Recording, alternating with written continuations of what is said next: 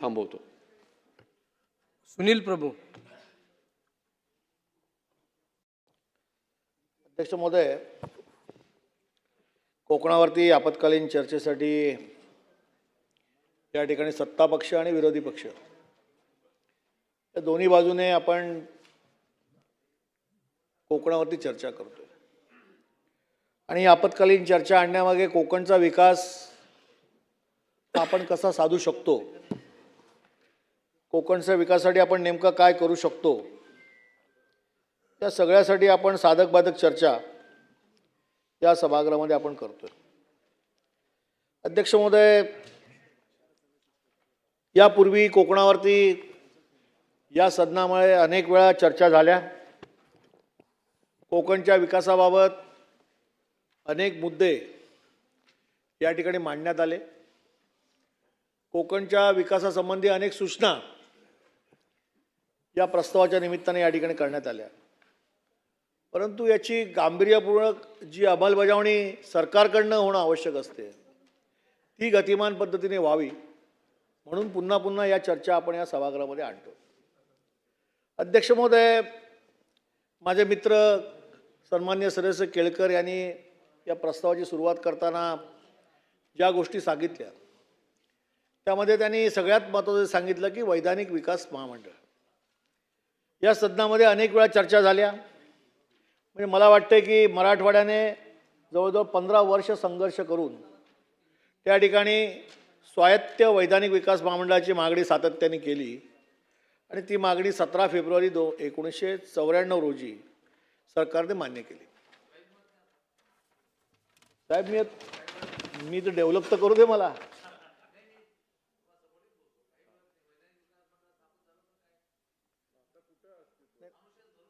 मी कोकणाची परिस्थिती काय ती सांगतो ना. आता केंद्र सरकारच्या निर्णयानुसार विदर्भ, मराठवाडा आणि कोकण या उर्वरित महाराष्ट्रात अशी 3 मंडळे स्थापन करण्याचं ठरलं आणि माझ्या माहितीप्रमाणे कोकणातील स्वतंत्र वैधानिक विकास महामंडळ देण्यात येईल आणि या संपूर्ण घटनेमध्ये दुरुस्ती करण्यात येईल असं देखील आश्वासन तत्कालीन मुख्यमंत्री स्वर्गीय वसंतदादा पाटील यांनी या सदनामध्ये दिलं होतं. महाराष्ट्राचे नेते, केंद्रीय मंत्री आणि माजी मुख्यमंत्री शरद पवार साहेब यांनी देखील या सदनामध्ये हे आश्वासन दिलं होतं. परंतु औद्योगिकदृष्ट्या पुढारलेल्या पश्चिम महाराष्ट्र दावणीला कोकणाला बांधण्यात आलं आणि कोकणचं विकास महामंडळ स्वतंत्र करणं आवश्यक होतं, ते मात्र झालेलं नाही. आणि म्हणून कोकण वैधानिक विकास महामंडळ स्थापन करण्यात यावे यासाठी डिसेंबर 1988 कोकणातून जाणाऱ्या तिन्ही महामार्गावरती रस्ता रोको झालं. हजारो कोकणी माणसांनी त्यामध्ये सहभाग घेतला. शासनाने दखल घेऊन घटनेत दुरुस्ती करण्याची शिफारस केंद्र सरकारला केली जाईल असं आश्वासन या विधानसभेमध्ये दिलं. 13 मार्च 1989 तशी शिफारस करण्याचा ठरावही मंजूर करण्यात आला. अद्यापपर्यंत केळकर साहेब याच्यावर काही झालेलं नाही. मी कोणतेही राजकीय भाषण करत नाही. आता केंद्रात देखील सत्ता आपलीच आहे, राज्यात देखील आपण सत्तेमध्ये आहात आणि जर कोकण विकास महामंडळाने कोकणच्या विकासाला गती मिळणार असेल तर केंद्रात आपण आहात, राज्यामध्ये आपण आहात, वेळच नका काढू.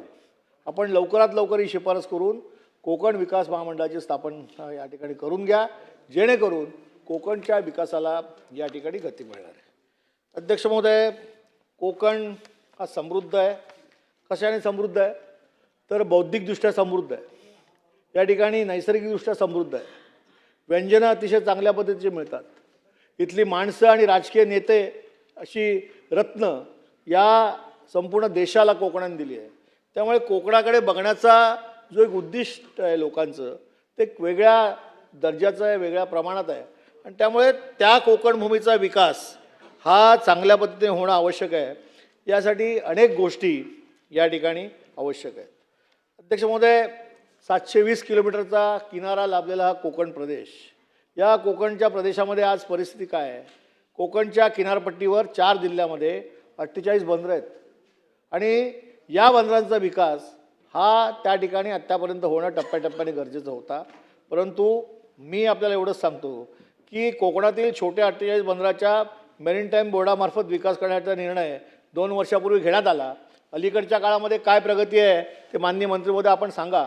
परंतु या 48 बंदरांना जर डेव्हलप केलं तर मला असं वाटतं की मच्छीमार जो महत्त्वाचा उद्योग आहे त्या उद्योगाला गती देण्यासाठी ही बंदरं जर डेव्हलप करून रस्त्याने जो काही उत्पादित माल आहे शेतीतला मत्स्य शेतीतला तो शहराकडे येईल आणि शहराकडनं तो मोठ्या शहराकडे आणि एक्सपोर्टकडे आपण वळवू शकतो. या दृष्टीने एक गतिशील काम या ठिकाणी होणं आवश्यक आहे. अध्यक्ष महोदय, गौण खनिजावरती त्या ठिकाणी रॉयल्टी आकारण्यापासून मुद्रांक शुल्कापासून इलेक्ट्रिसिटी ड्युटीपासून नोंदणी शुल्कापर्यंत विविध शुल्कावर सूट देण्याचा शासनाने निर्णय घेतला आहे. परंतु Mumbai port trust, Jawahar port trust या केंद्र सरकारच्या अखत्यारीतील बंदराचा विकास झाला असला तरी छोट्या बंदराचा विकास होऊ शकलेला नाही. आणि त्यामुळे मला असं वाटतं की गुजरात राज्याने आपल्या आधी मेरेंटाईल बोर्डाची स्थापना करून 46 छोट्या बंदराचा विकास केला आणि आपल्याकडे 48 आहेत, 2 बंदरं जास्त आहेत. त्यामुळे मला असं वाटतं की या ठिकाणी बंदराच्या विकासासाठी आपण गती देणं गरजेचं आहे आणि ते देखील कोकणच्या विकासातील एक फार मोठं असं मला वाटतं एक कारण ठरू शकेल. आणि त्या दृष्टीने माझी सूचना आहे की बंदर विकासाकडे या ठिकाणी शासनाने लक्ष देणं आवश्यक आहे. कोकणात मोठ्या प्रमाणामध्ये पाऊस पडतो आणि माहे जून ते सप्टेंबर कालावधीत सागरी किनारी क्षेत्रात मच्छीमार जे येतात त्यामुळे माझी अशी सूचना आहे की मत्स्य व्यवसायावरती आधारित अनेक कुटुंब कोकणामध्ये राहतात आणि हा व्यवसाय चांगल्या पद्धतीने कसा करता येईल म्हणून सरकार म्हणून केंद्र सरकार, राज्य सरकार सातत्याने या सगळ्या गोष्टी सूचना त्यांना देत असतं.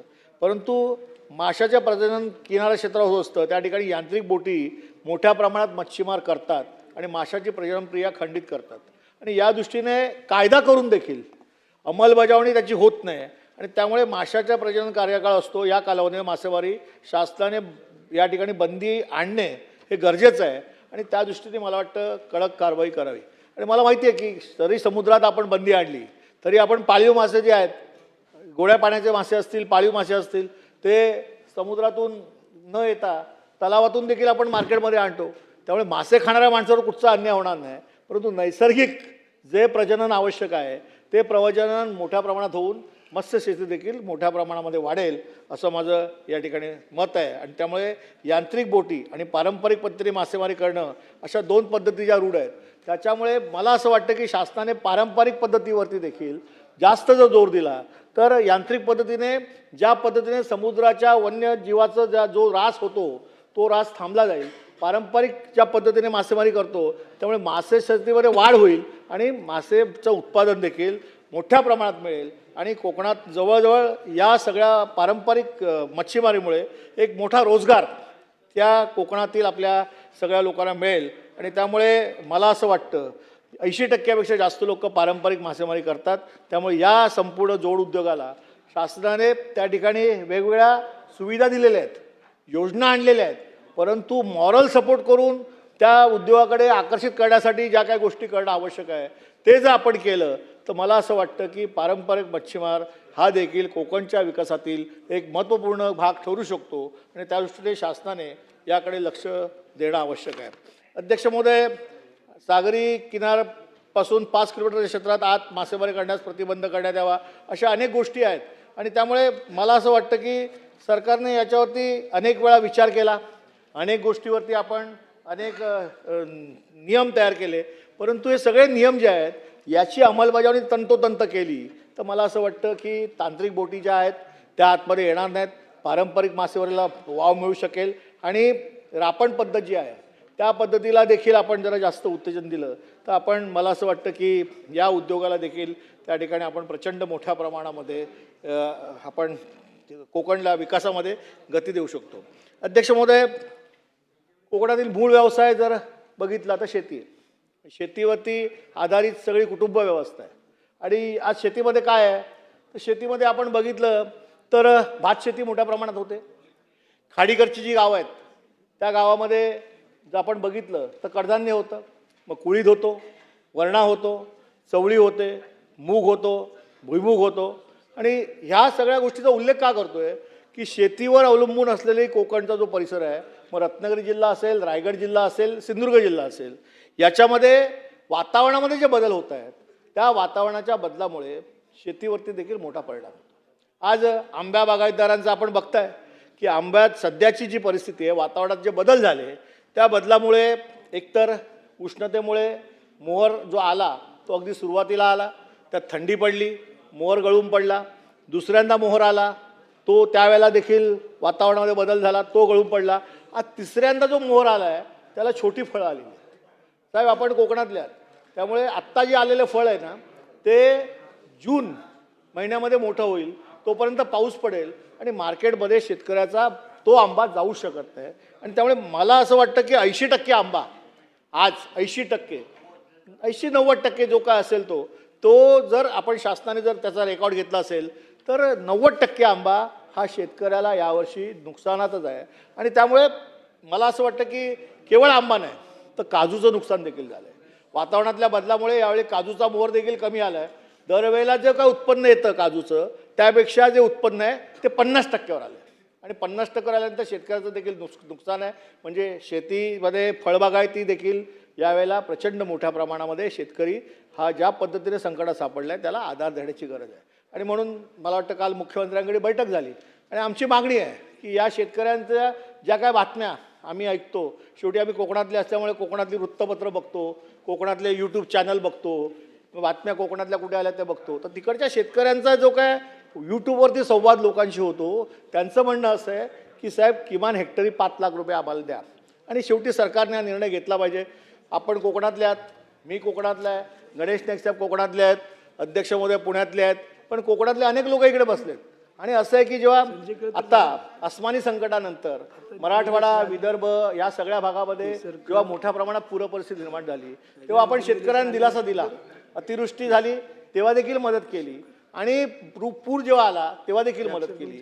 सोयाबीनवरती संकट येतं तेव्हा देखील सरकार उभं राहतं. कापसाला भाव पाहिजे तेव्हा देखील सरकार उभं राहतं. धानाला जेव्हा बोनस द्यायला पाहिजे तेव्हा विदर्भात वासियांच्या मागे सरकार उभं राहतं. आज खऱ्या अर्थाने कोकणचा माणूस हा स्वाभिमानी आहे. कोकणचा माणूस हा मेहनती आहे. कोकणचा माणूस हा लाचार नाही. कोकणचा माणूस हा मेहनत करतो आणि स्वतःचं कुटुंब, उद्योग, व्यवसाय हा स्वाभिमानाने चालवतो. माझ्या माहितीप्रमाणे महाराष्ट्रामध्ये जेवढं कर्ज वाटप झालं असेल त्यातल्या 2-3-4% देखील कर्ज कोकणातल्या शेतकऱ्यांनी घेतलं नाही. ही सत्य परिस्थिती, कारण तो स्वाभिमानी आहे. त्याला असं वाटतं की मी जर कर्ज घेतलं आणि माझ्याकडे कर्जदार जर घरी आले तर माझ्या कुटुंबाची इज्जत जाईल, ह्या भीतीने घाबरून स्वाभिमानाने तो कर्ज घेत नाही. ही भीती कधीतरी त्याला मोडायला लागेल आणि इतरांसारखं त्याला शिकावं लागेल, तेव्हा कधीतरी यात कर्ज घेऊन प्रगती करण्याकडे वळू शकेल. आणि म्हणून त्याला आता खऱ्या अर्थाने आधाराची गरज आहे. सरकारने आंबे उत्पादक शेतकऱ्याला मला असं वाटतं की हेक्टरी 5 लाख रुपये मदत द्यावी अशी माझी मागणी आहे. आणि त्याचबरोबर काजूचं उत्पादन जे आहे कमी झालं आहे त्याच्याबद्दल सरकारने साधक बाधक विचार करावा आणि जर देतात असेल तर काजू उत्पादकांना देखील आपण पैसे द्या. आणि दुसरं मला असं सांगायचं आहे की काजू उत्पादक पूर्वी काजूच्या बिया ज्या आहेत त्या व्यापाऱ्यांना घालायच्या, त्याच्यावरती आधारित उद्योग उभे राहिले. तर त्याच्यामुळे काजू बी हे गोव्यापेक्षा कोकणातल्या काजूला परदेशात चांगला दर आहे आणि त्यामुळे त्याचा एक वेगळा सुगंध आहे खाण्यामध्ये, त्यामुळे त्याला एक वेगळा दर आहे. त्यामुळे तो उद्योग तर वाढला पाहिजे. पण आता अलीकडच्या काळामध्ये मी बघितलं की जी बी आपण तिकडे कारखान्यामध्ये घालतो आणि मग ते काजूगर विकतो, त्यामध्ये आता अनेक लोकांमध्ये मानसिकता बदलली आहे. आता कच्चे काजूगर लोक काढतात, ते छेदतात आणि ओले काजूगर हे मार्केटमध्ये विकतात. त्याचे देखील जास्त पैसे सुक्या काजूगरापेक्षा मिळतात. शेवटी शेतकऱ्याला पैसे मिळणं हा आमचा हेतू असतो, कोणाचाही. त्या कुटुंब चाललं पाहिजे. आणि मग मला असं वाटतं की कोकणामध्ये जर ओले काजूगर विकण्याच्या संबंधित मानसिकता शेतकऱ्यांची असेल, त्यात त्याला जास्त पैसे मिळत असतील तर त्यासाठी स्टोरेज देखील मोठ्या प्रमाणामध्ये सरकारच्या वतीने जर उपलब्ध करून दिले तर हा काजू एक्सपोर्ट होण्यासाठी ज्या काय गोष्टी आहेत त्याच्यावरती प्रक्रिया होऊ शकते आणि तो मोठ्या प्रमाणात एक्सपोर्ट होऊ शकतो किंवा देशाच्या इतर शहरामध्ये जाऊ शकतो आणि एक चांगला व्यापार त्या निमित्ताने उभं राहू शकतो. या दृष्टीने सरकार येणाऱ्या काळामध्ये नेमकं काय करणार आहे आणि यासाठी स्टोरेज उभारावे म्हणून माझी मागणी आहे. तुम्हाला डिस्टर्ब करतात. अध्यक्ष महोदय, हे सगळं सांगत असताना आपल्याला माहिती आहे की कोकणामध्ये आज वातावरण बदलामुळे सगळ्यात मोठं उत्पन्न जर कुठचं असेल तर आंबा आहे, काजू आहे, त्यानंतर रत्तांबा, ज्याच्यामुळे कोकम आपण बनवतो. आज परिस्थिती अशी आहे की वातावरणाच्या बदलामुळे जी परिस्थिती आहे त्याच्यामध्ये 50% काजू आहे, तसा रतांब्यावर देखील परिणाम झाला आहे. आणि रतांब्याच्या उत्पन्नामुळे घट झाल्यामुळे कोकमचं जे उत्पादन आहे त्याच्यामध्ये देखील यावेळेला फार मोठ्या प्रमाणात घट झाली आहे. तर ते पारंपरिक पद्धतीने हे काम करणाऱ्या शेतकऱ्यांना काय मदत करता येईल आणि येणाऱ्या काळामध्ये त्यांना कसं सावरता येईल या दृष्टीने देखील सरकारने विचार करणं गरजेचं आहे. त्या दृष्टीने देखील आपण विचार करावा. अध्यक्ष महोदय, माझी सरकारला अशी विनंती आहे की आंबा, काजू, कोकम या सगळ्या गोष्टी जे उत्पादक असणाऱ्या फळबागायतदारांना जसं आपण या ठिकाणी मदत करतोय तसं अध्यक्ष महोदय कोकणामध्ये दापोली आणि मंडणगड हा सगळा जो पट्टा आहे किंवा सिंधुदुर्गातला आपला तळ कोकण आहे म्हणजे सावंतवाडी असेल, मालवण असेल, तो सगळा पट्टा खाडीपट्टा भाग आहे किंवा रायगडचा तो समुद्र किनारा आहे, तिकडे नारळ मोठ्या प्रमाणात होतो. सुपारी, दापोलीकडे सुपाऱ्या मोठ्या प्रमाणात होतात. अध्यक्ष महोदय, वातावरणाचा परिणाम हा सगळीकडे झाला आहे. आज परिस्थिती अशी आहे अध्यक्ष महोदय की नारळावरती जो रोग येतोय त्या रोगामुळे नारळाचं प्रमाण कमी होतंय, नारळाचा आकार छोटा होतोय, नारळ हे जे आहेत ते अर्धवट अवस्थेत वरून झाडावरनं खाली पडतात आणि शेतकऱ्यांचं मोठं नुकसान होतं. आणि या दृष्टीने मला असं वाटतं की काहीतरी संशोधनचं शेती कृषीविषयक चालू आहे, परंतु कायमस्वरूपी दिलासा देण्यासाठी त्याला आपण जर पारंपरिक पद्धतीने जी काय औषधं आहेत ती जर त्याच्यावरती फवारणी करून शेतकऱ्याला मदत केली तर या रोगापासून देखील आपण त्याचं संरक्षण करू शकतो असं माझं मत आहे. सुपारीसाठी देखील तशाच पद्धतीने लागू होतात. त्यामुळे वातावरणातला बदल यामुळे यावर्षीच्या निसर्गाने सगळ्याच पद्धतीने मग काजू असेल, आंबा असेल, नारळ असेल, सगळ्याच गोष्टीवरती त्याचा परिणाम झाला आहे. तर हे जे मोठे शेतकरी आहेत, छोटे शेतकरी आहेत, त्यांचं नुकसान झालं, त्यांना या पद्धतीने दिलासा काय देता येत असेल तर त्या दृष्टीने बघणं महत्त्वाचं आहे. आणि सगळ्यात मोठं म्हणजे कोकणात शेतकरी जसं निसर्ग चक्रवरती अवलंबून असतं तसं त्या प्राण्यांवरती पण अवलंबून असतं. एक तर तिकडे मोठ्या प्रमाणात वानर नुकसान करतात, भुईमुग असेल, चवळी असेल, बाकी काही गोष्टी असतील त्याचे डुक्कर आणि बाकी सगळी मोठ्या प्रमाणात नुकसान करतात. रानगव्याचा एवढा मोठा ऊत आलेला आहे की परवा मी एक फोटो बघितला की रस्त्यावरती रानगव्याच्या मारामारीमध्ये एक गाडीवरती तो आदळला आणि गाडी डॅमेज करून टाकली, माणूस जखमी झाला. यासाठी फॉरेस्ट डिपार्टमेंटने देखील आणि कृषी खात्याने देखील याच्यावरती कारवाई करायला पाहिजे. कोकणांच्या माणसाच्या मनामध्ये जी भीती आहे आणि त्यामुळे जो काय त्रास होतोय त्याला कुठेतरी आपण त्या ठिकाणी न्याय द्यायला पाहिजे. अध्यक्ष महोदय, मी खाडीखटच्या गावाचा उल्लेख केला, त्याचं महत्त्वाचं माझं मत असं आहे की इकडे जे शेतकरी आहेत ना, हे शेतकरी यांच्याकडे 12 महिने त्यांचं कुटुंब चालण्यासाठी त्यांची जी शेती आहे ती कशावरती करतात तर ते अशा पद्धतीचं कडधान्य पिकवून स्वतःचा उदरनिर्वाह करतात. मग हे सगळं मी मगाशी म्हटलं ते कुळीद, उडीद, भुईमुग, वरणा हे सगळं. आणि यावर्षीच्या वातावरण बदलामुळे साहेब खरं सांगायला गेलं तर या सगळ्या उत्पन्न करणाऱ्या शेतकऱ्यांचं 50% जास्त उत्पन्न पिकाचं नुकसान झालेलं आहे. आणि म्हणून ह्या शेतकऱ्यांसाठी देखील मला असं वाटतं की कृषी खात्याच्या लोकांनी, महसूल खात्याच्या लोकांनी त्या ठिकाणी पाहणी करणं गरजेचं आहे. आणि खाडी काठची जी गावं आहेत म्हणजे ज्याचं 6 पाणी खारं असतं, 6 महिने पाणी गोड असतं, त्यामुळे 6 महिने शेतीसाठी उपलब्ध होतं, अशी जी कडधान्य पिकाचं नुकसान झालेलं आहे त्याचा देखील सर्वे करून अशा शेतकऱ्यांना या वर्षीसाठी स्पेशल जर काय मदत करता आली तर निश्चित करा, कारण त्याच्यावरच त्यांचं कुटुंब हे वर्षभर चालत असतं.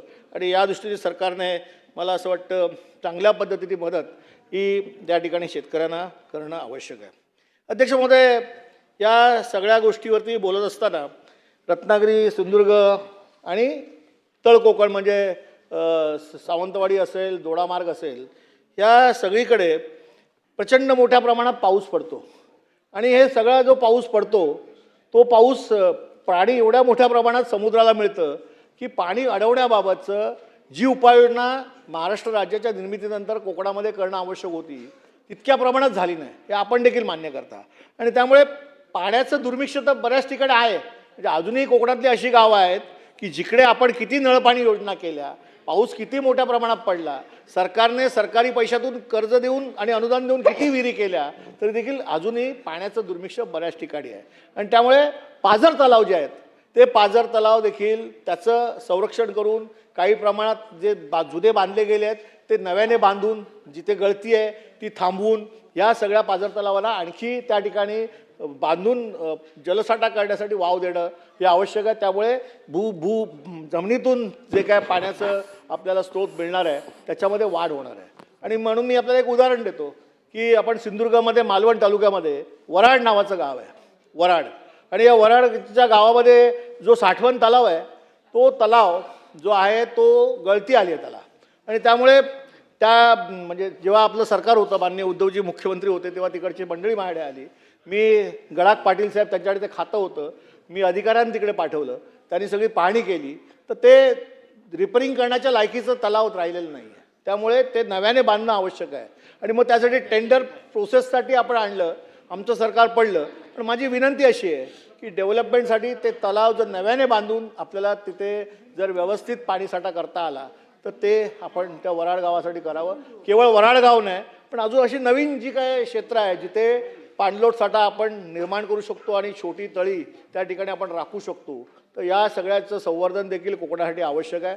मी केवळ सिंधुदुर्गाचं उदाहरण दिलं, पण चिपळूणमध्ये असेल, उद्या रत्नागिरीमध्ये असेल, रायगडमध्ये असेल, दापोलीमध्ये असेल, या सगळ्या ठिकाणी याचा एक बृहत आराखडा भविष्यासाठी विकासाच्या दृष्टीने कुठे कुठे हे करता येईल आणि भविष्यात कशा पद्धतीने करता येईल, आणि टप्पा 1, टप्पा 2, टप्पा 3, टप्पा 4 येणारा खर्च, त्याचा एक प्लॅन तयार करायला लागेल. आणि तर हे जर केलं तर पाण्याचा जो स्रोत आहे तो देखील मोठ्या प्रमाणामध्ये कोकणसाठी जो उपलब्धता आहे आणि पावसाचं पाणी साठवून ते आपल्याला त्याच्या पद्धतीने चांगल्या पद्धतीने करता येईल असं माझं मत आहे. अध्यक्ष महोदय, कोकण आपल्याला माहिती आहे की 1911 साली आपण या ठिकाणी विशेष पर्यटन जिल्हा म्हणून या सदनामध्ये कोकणला मान्यता दिली. त्यानंतरच्या काळात अनेक आमदारांनी याच्यावरती भाष्य केलं. आज मी यासंबंधी बोलताना एवढंच सांगतोय की 27 वर्ष पूर्ण झाली सर. 27 वर्ष पूर्ण झाल्यानंतर अध्यक्ष महोदय, विशेष पर्यटन जिल्हा म्हणून ज्या सुविधा कोकणसाठी येणं आवश्यक होतं ते तितक्या प्रमाणात पैसे हे कोकणला उपलब्ध झाले नाहीत, आणि त्यामुळे पर्यटक ज्या मोठ्या प्रमाणामध्ये कोकणात यायला पाहिजे ते कोकणात न येता ते गोव्याकडे गेले, ते केरळकडे गेले. परंतु कोकणामध्ये इतकं सौंदर्य आहे, इतकं निसर्गाने दिलेलं वरदान आहे की हे सगळे पर्यटक आपण आपल्याकडे आकर्षित करू शकतो. पण त्यासाठी इन्फ्रास्ट्रक्चरची गरज आहे. इन्फ्रास्ट्रक्चरची गरज कशी आहे की उत्तम राहण्याची व्यवस्था करणं गरजेचं आहे, चांगले हॉटेल्स बांधणं आवश्यक आहे, आणि पर्यटक जिकडे आकर्षित होतात, म्हणजे जर मध्य प्रदेशच्या लोकांना आपण सांगितलं की तुम्हाला समुद्र बघायचा आहे तर ते कुठे येतात? गोव्याकडे जातात. ते कुठे जातात? केरळकडे जातात. उत्तर प्रदेशची लोक कुठे जातात? केरळकडे जातात, गोव्याकडे जातात. पण ते कोकणात येत नाही. पण MTDC मार्फत असा विशेष कार्यक्रम राबवला. पण हे कधी करू शकतो? आज जिथे किनारे आहेत कोकणाचे, त्या किनाऱ्यांची परिस्थिती काय आहे की साहेब आपण देखील मान्य कराल की जिथे जिथे किनारे आहेत, ज्या किनाऱ्यावरती पर्यटकांना नेऊन आपण फिरवायचं आहे तिथे रस्ते चांगलं करणं आवश्यक आहे. काही प्रमाणात झाले असतील, पण काही प्रमाणात करून त्याचा एक प्लॅन करणं आवश्यक आहे, आराखडा, आणि त्यानुसार हे करणं आवश्यक आहे. तिथे पाण्याची व्यवस्था, तिथे लाईटची व्यवस्था आणि पर्यटकांना लागणाऱ्या व्यवस्था हे जर त्या समुद्र किनाऱ्यावर केले तर अतिशय स्वच्छ किनारे, त्याची वाळू इतकी सुंदर आहे की परदेशातल्या ज्या किनाऱ्यांचं वर्णन केलं जातं, मला वाटतं श्रीलंकेच्या किनाऱ्यांचं वर्णन केलं जातं, त्यापेक्षाही उत्तम सागरी किनारे कोकणला लाभलेले आहेत. त्यामुळे पर्यटक या ठिकाणी आकर्षित होऊ शकतील, आणि म्हणून या दृष्टीने नेमकं काय करता येईल हे पाहणं या ठिकाणी आवश्यक आहे. मला आठवतं आहे की मी लहान असताना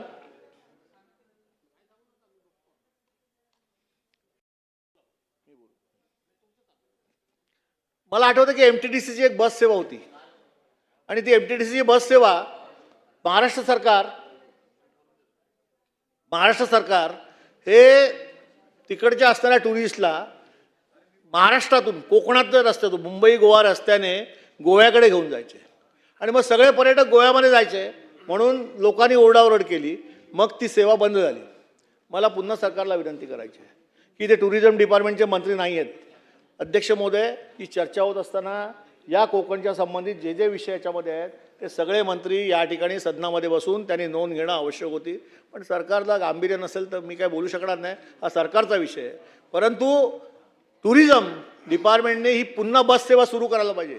आधुनिक पद्धतीने अशी बस जर मुंबईपासून पर्यटकांना आकर्षित करून ज्या टुरिस्ट कंपन्या आहेत त्यांना जर आपण पॅकेज दिलं तर हे कोकणापर्यंत येतील. अनेक लोक ती कोकणापर्यंत पोहोचतील, त्या तिकडे असणाऱ्या समुद्रकिनाऱ्यांचा आनंद घेतील, व्यंजनांचा आनंद घेतील. तिकडे अनेक स्पोर्ट्स आपण तिकडे उभे केले आहेत त्याचा आनंद घेतील, आणि टुरिझम वाढेल. तिकडच्या कोकणच्या लोकांना नोकऱ्या उपलब्ध होतील, आणि म्हणून या सगळ्या गोष्टी पुन्हा करणं आवश्यक आहे. कोकणचा विकास करताना हे देखील त्या ठिकाणी पाहणं आवश्यक आहे. केवळ भौगोलिक विकास करताना मानसिकदृष्ट्या देखील तिकडे त्या लोकांना आधार देऊन त्यांच्यासाठी हे सगळं करणं हे मला वाटतं अत्यंत महत्त्वाचं आहे. अध्यक्ष महोदय, मी तिलारी प्रकल्पाबद्दल बोलत होतो. तिलारी प्रकल्प मला आठवतं की गेल्या अनेक वर्षापासून त्याचं काम सुरू आहे, पण अजूनपर्यंत काम संपतच नाही आहे. आणि आज काय परिस्थिती आहे की तिलारी प्रकल्पाचं पाणी जे आहे ते दोडामार्गामध्ये हा प्रकल्प आहे, पण पाणी जात आहे गोव्याला, पाणी जात आहे गोव्याला.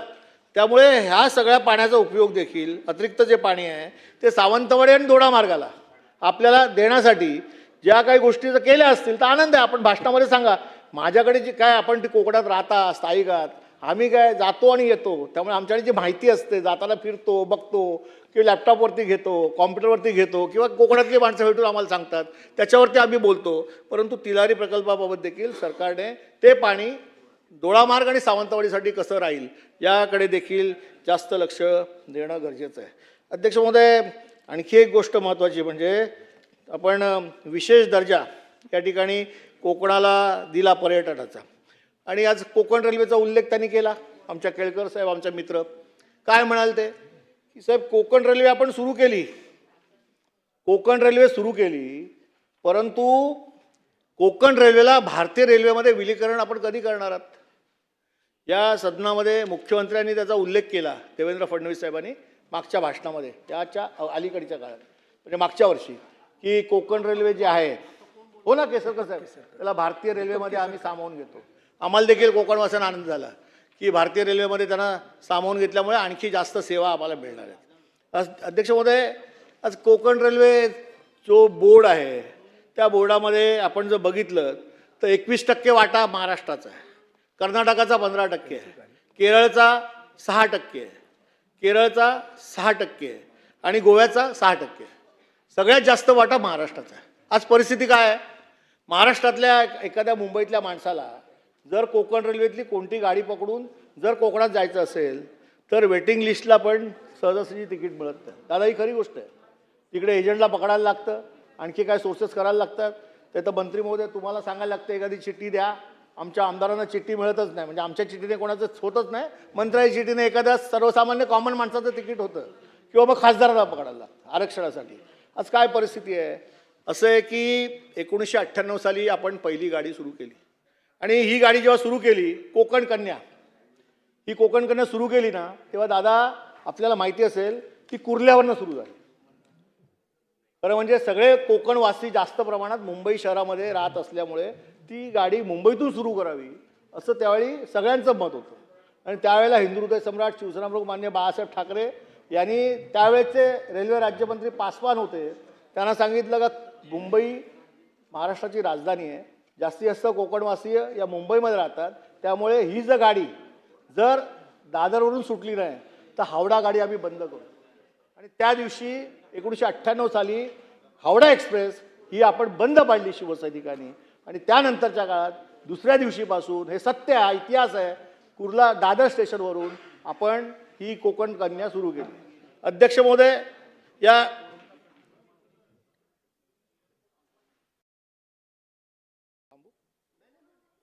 मी पूर्ण करतो. अध्यक्ष महोदय, असं आहे की आज परिस्थिती काय आहे, आपण मंत्री महोदय आहात, आपण देखील याला मान्य कराल. कोकण कन्या जी सुटते ती काय आहे? मडगाव, मडगाव एक्सप्रेस, म्हणजे इथून जाते ती मडगावला, मडगावलाच तिला पार्किंग आहे, मुंबईत तिला पार्किंग नाही. म्हणजे मांडवीवरून जी येते ना मुंबईला, ती मुंबईत येते, ती साफसफाई पण नाही, तशीच पुन्हा ती भरतात आणि पुन्हा मांडवीला घेऊन जातात. म्हणजे मडगाव मांडवी आणि मांडवी मडगाव, तिला पार्किंगला मुंबईमध्ये जागा नाही. ते सत्य आहे का? ते रेल्वेचे जे काही विषय असतील ते. आणि दुसरं असं आहे की सावंतवाडी तुतारी गाडी आहे, तिथं सेंट्रल रेल्वेची आहे, त्यामुळे तिला आपण दादरला हे करतो आणि माटुंगाला, इथे माटुंगा नाही, मुंबई सेंट्रलच्या यार्डमध्ये त्याला स्वच्छ करतो, त्या गाडीला एक आहे. आणि दुसरं बघितलं तर दिवा सावंतवाडी गाडी ही मुंबईपर्यंत आणा. आणि तिकडच्या टुरिझमनी पण आणि कोकणवासियांनी देखील मान्यता मग अनेक वेळा मागणी केली, परंतु ही गाडी अद्यापपर्यंत आपण दादरपर्यंत आणू शकलो नाही. कारण दिवाच्या पुढे त्याला पार्किंगच नाही आहे. आणि त्यामुळे मला असं वाटतं की कोकण रेल्वे जे आहे ते महामंडळ जे आहे हे महामंडळ जर आपण भारतीय रेल्वेमध्ये त्याचं विलीनीकरण केलं तर या सगळ्या गाड्या ज्या आहेत लाईनीत त्या सगळ्या गाड्या आपण मुंबईपर्यंत आणू शकतो, त्या पार्किंग करू शकतो आणि त्या सोडू शकतो. आज परिस्थिती काय आहे, एखाद्या चाकरमान्याला अर्जंट कोकणात जायचं असेल तर गाड्या कुठची आहे, एक तर आमची मडगाव मांडवी, दुसरी आहे सावंतवाडी तुतारी. सावंतवाडी गाडी रात्री 12ला सुटते, ती कधी वेळेत सुटली तर ठीक आहे, तुम्ही पण कधी कधी गाडीत असता त्या नाही हे केसरकर साहेब असतात, केसरकर साहेब तुम्ही पण असता ती नाही ते बोटीवरती पण येतो ना.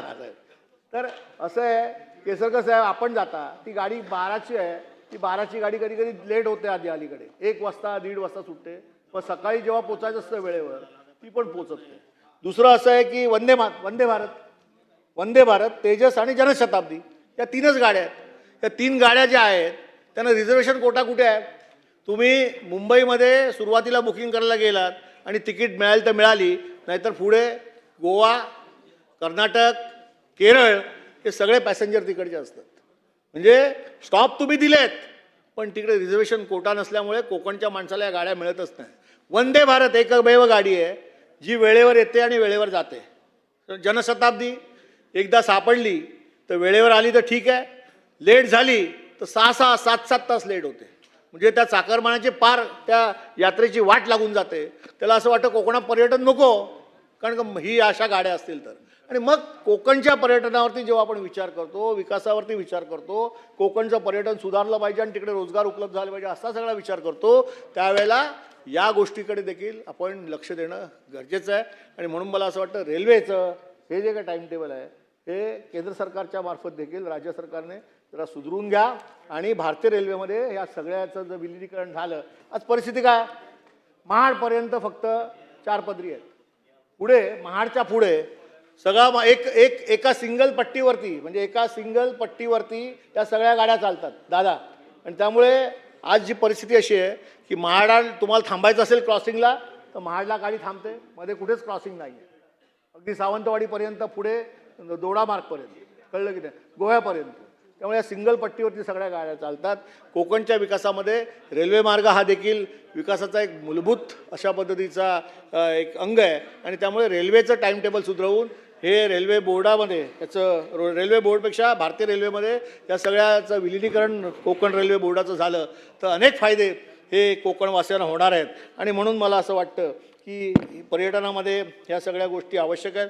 कोकणामध्ये उद्योगधंदे वाढले पाहिजे यासाठी सतत आम्ही बोलत असतो. आणि आम्हाला एक गोष्ट माहिती आहे की कोकण निसर्ग संपन्न आहे, त्यामुळे निसर्गाशी संबंधित पर्यावरणाचा ऱ्हास होणार नाही आणि टुरिझमवरती आधारित अशा जे उद्योग जर तिकडे आणले तर कोकणवासियांना त्या ठिकाणी रोजगार मिळू शकेल. तर आज परिस्थिती काय आहे की आज आम्ही उद्योगावरती बोलतोय. आज कोकणामध्ये असं आहे की जवळजवळ एका गावामध्ये अनेक घरं बंद आहेत. त्याचं कारण कोकणात उद्योग नसल्यामुळे शिकलेली मुलं किंवा नोकरीसाठी त्यांना पोटापाण्यासाठी त्यांना आवश्यक असलेली मुलं मुंबई पुण्याकडे येत आहेत किंवा मुंबई पुण्याच्या दुसऱ्या शहराकडे जात आहेत आणि गावाकडचे घरं बंद आहेत. आज गावामध्ये जी मुलं शिकली आहेत, ज्यांना नोकऱ्या नाही आहेत, जे छोटे मोठे उद्योग करत असेल त्याच्यावर त्याचा उदरनिर्वाह होत नाही. आज सगळ्यात मोठी समस्या काय आहे कोकणातली की मुलांची लग्न होत नाहीत. मुलांची लग्न होत नाही. वाटल्यास सरकारने एक सर्वे करा, मी खोटं बोलत नाही किंवा हसण्यावर हे घेऊ नका, पण ही सत्य परिस्थिती बोलतोय. हां नाही सांगतो, नाही मुंबई आणि कोकण दोन्ही बोलतोय मी. प्रश्न तो आहे की का होत नाही.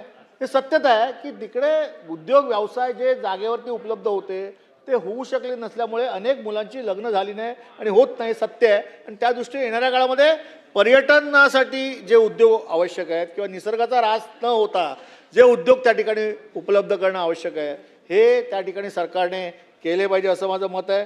या विषयावरती अनेक लोक बोलतील, पण मला जी काय माहिती माझ्याकडे उपलब्ध होती सतत सातत्याने या ठिकाणी अनेक वेळेला चर्चा झाल्या, त्या चर्चेच्या निमित्ताने या सदनामध्ये ज्या ज्या गोष्टी बोलल्या गेल्या आणि त्याच्यावरती अनेक वेळेला या ठिकाणी आश्वासनं दिली गेली त्याबद्दल मी या चर्चेच्या निमित्ताने काही गोष्टी पुन्हा एकदा सरकारला याची जाणीव करून देऊन या ठिकाणी कोकणच्या विकासासाठी आपण सगळ्यांनी एकत्र मिळून येऊन जर विकासाला गती देण्यासाठी जर केलं तर कोकणचा विकास होऊ शकतो.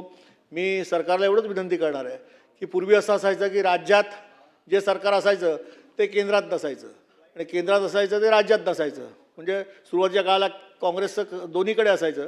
पण ठीक आहे, आता त्या गोष्टी इतिहासाला सोडून जर वर्तमानातून आणि भविष्याचा वेध घ्यायचा असेल तर मागील सगळ्या गोष्टी विसरून आपण विकासाकडे जाण्यासाठी आपण एकसंघ होऊन या विकासाला गती द्यायची गरज आहे. आणि म्हणून मला असं वाटतं केंद्रात तुमचं सरकार आहे, राज्यात तुमचं सरकार आहे आणि प्रचंड अशी तुम्हाला बहुमत आहे. त्यामुळे या सगळ्या गोष्टी असताना कोकणच्या विकासाकडे जास्तीत जास्त गतिमान पद्धतीने कसं लक्ष देता येईल आणि कोकणचा विकास गतिमान पद्धतीने टुरिझममध्ये कसा होईल, तिथल्या असणाऱ्या साधन सामुग्रीवर कसा होईल, तिथल्या शेती उत्पादनावरती कसा होईल, तिथलं इन्फ्रास्ट्रक्चर कसं चांगल्या पद्धतीने सुधरू शकेल, तिथे पाण्याच्या व्यवस्था कशा सुधरू शकेल आणि टुरिस्ट जास्तीत जास्त कसा आकर्षित